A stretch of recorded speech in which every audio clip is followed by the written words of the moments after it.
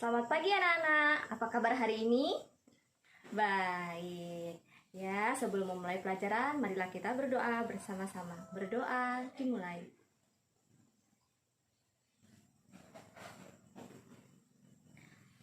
Berdoa selesai. Baik, pada kesempatan hari ini kita akan belajar pembelajaran kelas 5, tema 8, sub tema 2, pembelajaran ketiga. Mari kita buka bukunya bersama-sama. Pada pembelajaran sebelumnya kita sudah belajar tentang jenis-jenis usaha ekonomi, ya. Ada usaha ekonomi yang memanfaatkan sumber daya alam atau memanfaatkan alam seperti pertanian, perikanan, dan juga perkebunan. Berbagai jenis usaha dapat dikelola sendiri dan juga secara berkelompok. Nah, pada kesempatan kali ini kita akan mengelompokkan jenis-jenis usaha yang bisa dikelola sendiri, ya. Ekonomi ada yang dikelola sendiri dan juga ada yang dikelola secara berkelompok. Usaha yang dikelola sendiri itu disebut juga dengan usaha perorangan. Ciri-ciri usaha yang dikelola sendiri ataupun perorangan yaitu modal biasanya terbatas dan juga dikelola secara sederhana. Contoh usaha yang dikelola sendiri yaitu usaha dalam bidang pertanian, usaha perdagangan, usaha dalam bidang jasa, dan juga usaha industri kecil. Nah, anak-anak, mari kita bahas satu persatu usaha ekonomi yang dilakukan secara perseorangan. Yang pertama yaitu pertanian. Pertanian ini sebagian besar dikelola secara perorangan. Biasanya pertanian ini memiliki modal yang terbatas. Lahan yang digarap petani juga biasanya terbatas. Contohnya seperti lahan persawahan dan juga tegalan. Nah, yang kedua yaitu adalah perdagangan. Secara perorangan, perdagangan ini biasanya dikelola secara kecil, dalam skala kecil dan juga skala sedang. Contohnya perdagangan yaitu seperti pedagang bakso, pedagang kaki lima, pedagang keliling, pedagang yang ada di pasar-pasar, dan juga warung, serta toko kelontong. Nah, sudah paham anak-anak? Kita lanjut ya. Nah, kita lanjut usaha ekonomi yang dilakukan perorangan yang ketiga yaitu dalam bidang jasa. Nah, anak-anak udah tahu belum? Dalam bidang jasa itu seperti apa ya? Pelaku ekonomi dalam bidang jasa itu seperti apa? Coba anak-anak amati lingkungan sekitar anak-anak. Di sekitar rumah anak-anak ada yang jual pulsa tidak? Ada kan? Nah, orang dalam penjualan pulsa itu disebut juga dalam usaha dalam bidang jasa. Ada juga yang potong rambut, terus ada yang tukang fotokopi, ada juga jasa yang angkutan. Jasa angkutan itu seperti supir gitu ya anak-anak, yang dilakukan secara perorangan. Nah, coba anak-anak amati lagi di sekitar kalian ada apa lagi ya bidang jasa?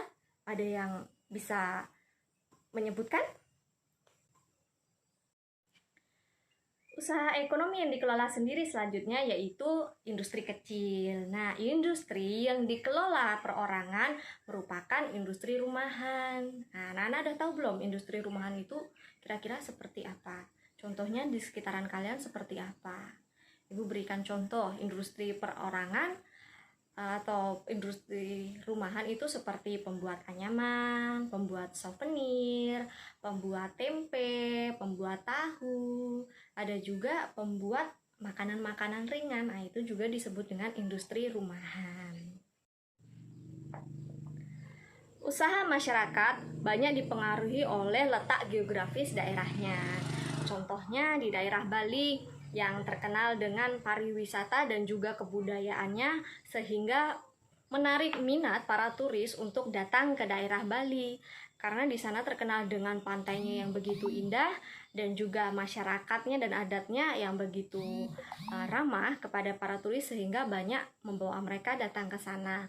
Hal ini menyebabkan banyak sekali usaha kecil dalam bidang jasa yang mereka terapkan di Pulau Bali. Nah, contohnya seperti menjadi tour guide dan juga pedagang asongan di sana. Mari kita buku kita halaman ke-71, ayo membaca. Desa unik di Bali. Baik, itu Ibu akan membacakan teks ini untuk kalian semua. berjudul Desa Unik di Bali. Bali merupakan tujuan wisata yang sangat terkenal, baik di dalam negeri maupun luar negeri. Banyak hal yang membuat Bali menarik untuk dikunjungi wisatawan.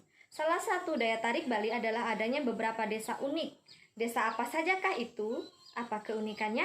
Bacalah penjelasan berikut. Nah, desa-desa yang unik di Bali yang pertama yaitu Desa Tenganan. Desa Tenganan terletak di Kecamatan Manggis, Kabupaten Karangasem, di sebelah timur Pulau Bali. Desa Tenganan merupakan salah satu desa tertua di Bali. Masyarakat desa ini masih menjunjung tinggi nilai adat dan budaya. Desa Tenganan merupakan salah satu desa Bali Aga, desa asli suku Bali. Desa ini terkenal dengan kesederhanaannya. Ya, dan desa yang kedua yaitu Desa Trunyan. Desa Trunyan terletak di pinggir Danau Batur, Kintamani, Kabupaten Bangli, Bali Utara. Keunikan desa ini adalah tradisi pemakamannya. Pada masyarakat Hindu Bali, jenazah orang meninggal akan dibakar atau yang disebut dengan ngaben. Namun, di Desa Trunyan, jenazah orang meninggal hanya diletakkan di atas tanah di dalam gua, bahkan di atas pohon.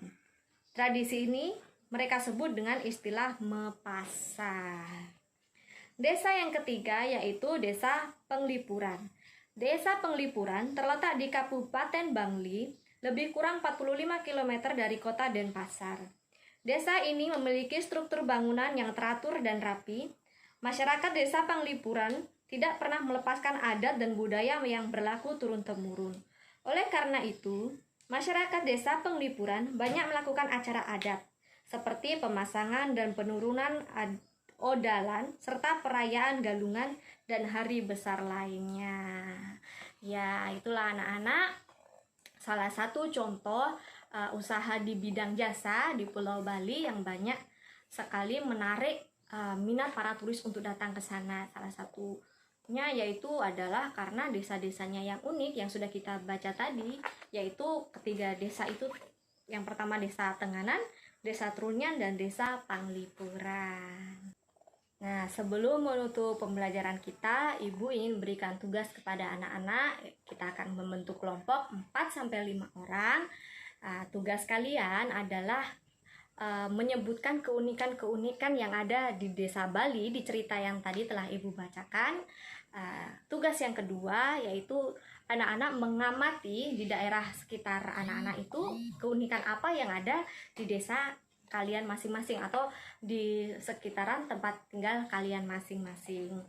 Dan tugas yang ketiga adalah anak-anak menentukan sikap apa yang terbaik, sikap apa yang baik untuk kalian lakukan, kalian terapkan dalam melihat perbedaan-perbedaan yang ada di sekitar tempat tinggal kalian.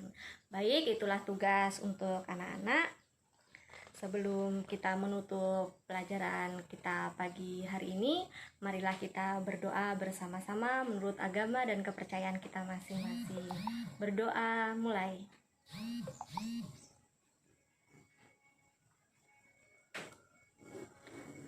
Berdoa selesai.